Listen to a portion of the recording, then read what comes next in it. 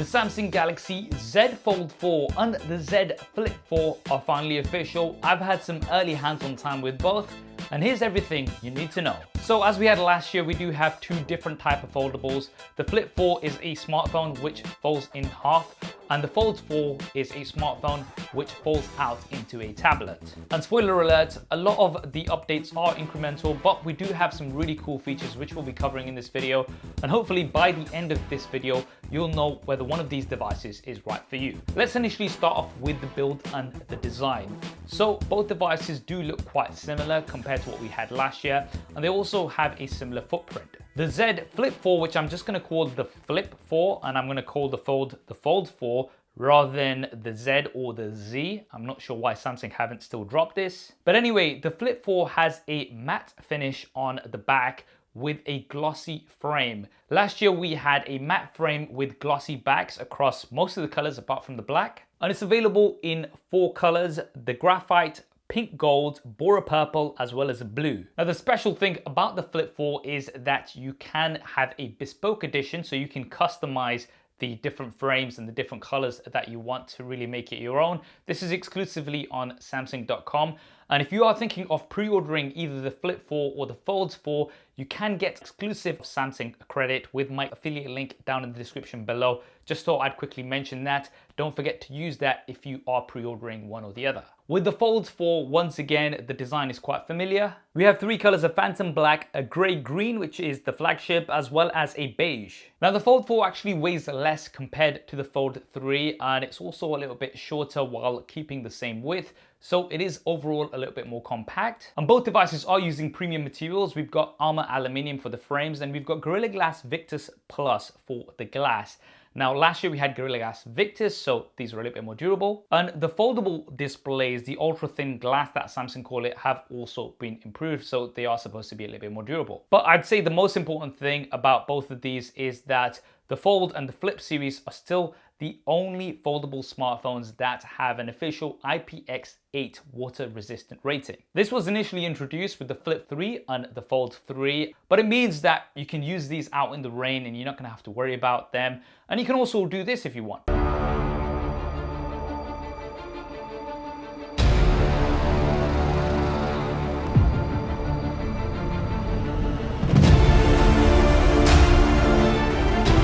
I got a little bit carried away in my Fold 3 review, which you can check out in the cards. But anyway, it is really nice to have water resistance on these devices. Of course, there is no dust resistance. Dust particles can still get in, so you will have to be a little bit more careful with these than you would have to do with a regular smartphone. Right, now let's talk about the display. So both devices have a cover display as well as the foldable display. So on the Flip 4, we have the same size 1.9-inch cover screen. This is going to allow you to have lots of previews and control lots of different widgets. However, we do have enhanced features on this cover display. So you can now not only check notifications, but you can also reply using speech to text and emojis. And we also have new features like the Samsung Wallet cover screen experience. So this is going to allow you to switch between different credit cards and things without having to unfold the device, which is really nice. The Fold 4 has a 6.2-inch cover display, and although the width of the device is the same, the cover display is around 3 millimeters wider.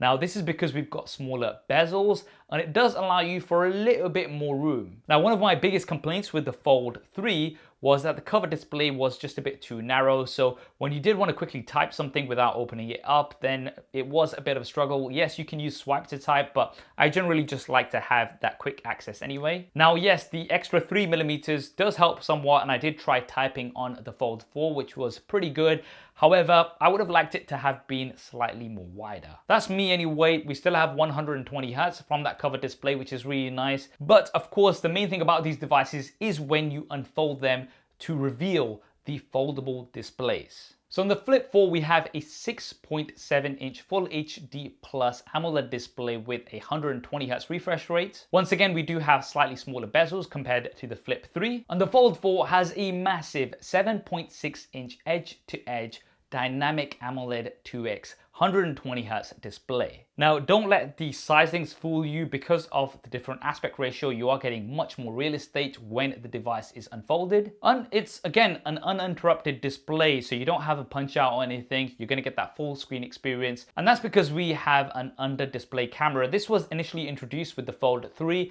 but it has been improved and you can't see it as much as the Fold 3. You can still see it, especially if there's something white in the background, but it's not as visible and it has been improved. This is a 4 megapixel camera with an f1.8 aperture, and the selfies, again, they might be improved, but they're still not great as a dedicated punch-out camera. However, the thinking behind the Fold 4 is that when you're taking conference calls and things, then you can have the display fully open and you can use that under display camera. But when you want to take regular selfies, you can just fold it and use the cover display, which is 10 megapixels, and it's quite similar to the 10 megapixel front-facing punch-out camera that we have on the Flip 4. But one of the coolest things about both these devices is that you can use the rear-facing cameras as front-facing cameras, giving you much better quality anyway. And these cameras have been improved. So on the Flip 4, we've got a 12 megapixel ultra-wide camera, which seems around about the same in terms of the specs, but will be improved thanks to the new processor, which we'll be talking about a little bit later.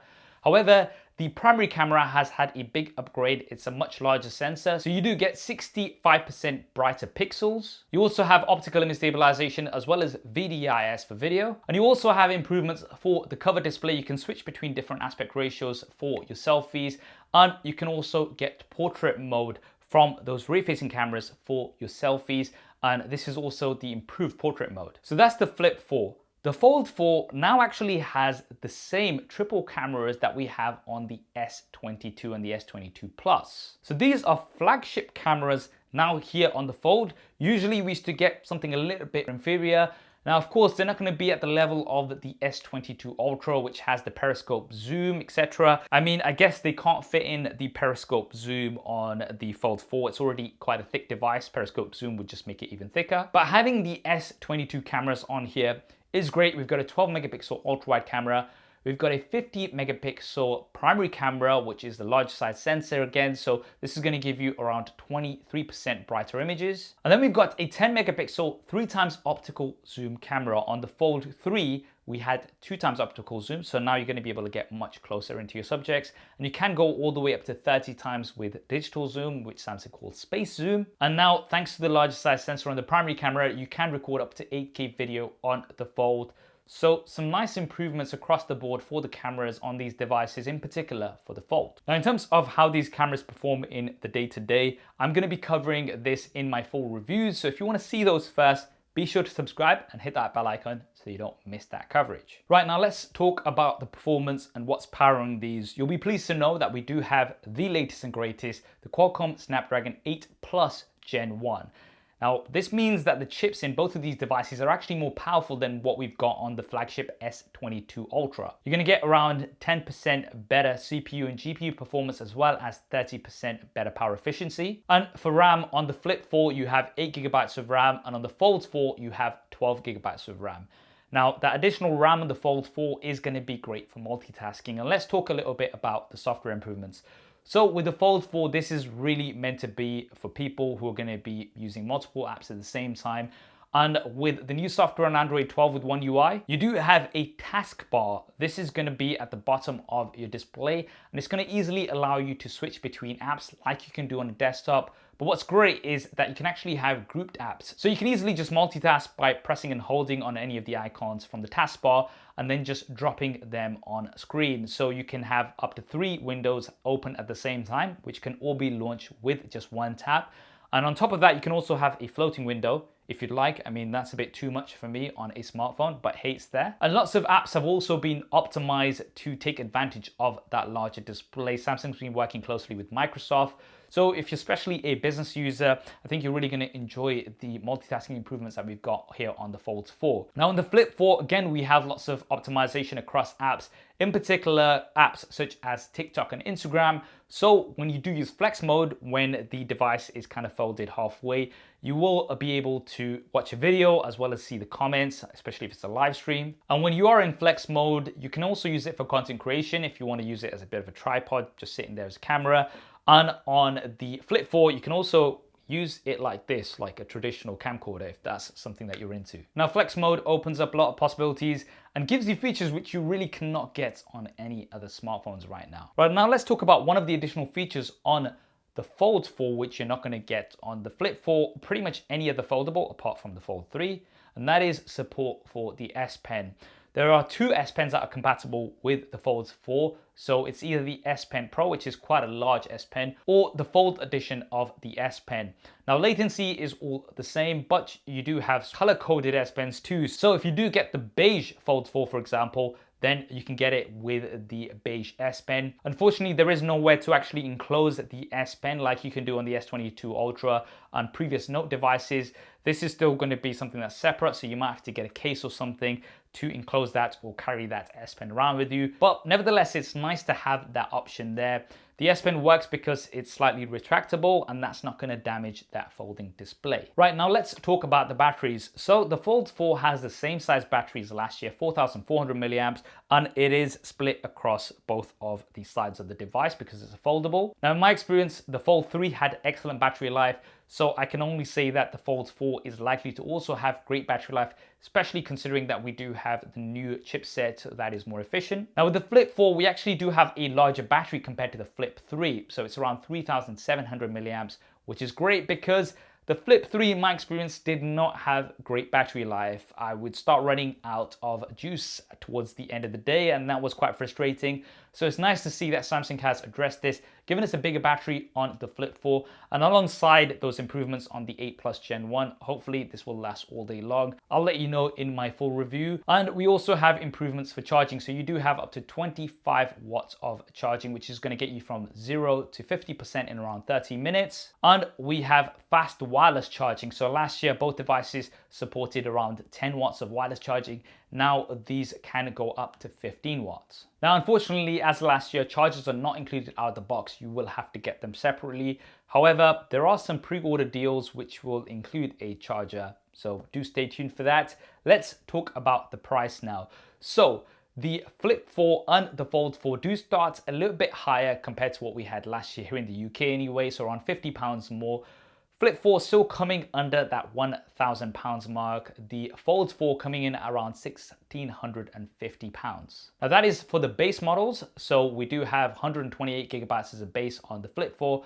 On the Fold 4, we've got 256 gigabytes going all the way up to 1 terabyte. So if you're somebody who likes that storage, that option is there. The Flip 4 goes up to 512 gigabytes. Now, Samsung will be giving a starter pack in certain regions with pre-orders of the Fold 4, which will include a 25-watt charger, the S Pen Fold edition, as well as a case. And don't forget, you can get exclusive Samsung credit using my link down in the description below, whether you pre-order a Flip 4 or a Fold 4. So that is the Samsung Galaxy Z Flip 4 as well as the Z Fold 4. Overall, incremental updates, but welcome updates nevertheless. In terms of my opinions, the Flip 4, the larger battery is definitely welcomed, as well as the camera improvements. I guess I would have liked to have seen a larger cover display personally. Now with the Fold 4, the camera improvements are welcomed, as well as the chipset and all of the software improvements. But although it is slightly wider, I would have liked the cover display to be even more wider, so it just makes it easier to use in the day-to-day. And maybe having it slightly wider would have meant that there would also be space for an enclosed S Pen, which I think would have been really, really cool, and I would be running to put my SIM card into the Fold 4. That's what I think anyway. What do you guys think? Which one of these will you be picking up? Will you not be picking up? Do drop me a comment below. Let me know your thoughts. I hope you enjoyed this video and found it useful. If you did, then do smash that like button for me. Remember, there's going to be lots more coverage here with the Flip 4 and the Fold 4. If you don't want to miss that first, be sure to subscribe and hit that bell icon. I'll also leave some related videos linked here. Thanks for watching. This is Saf on SuperSaf TV, and I'll see you next time.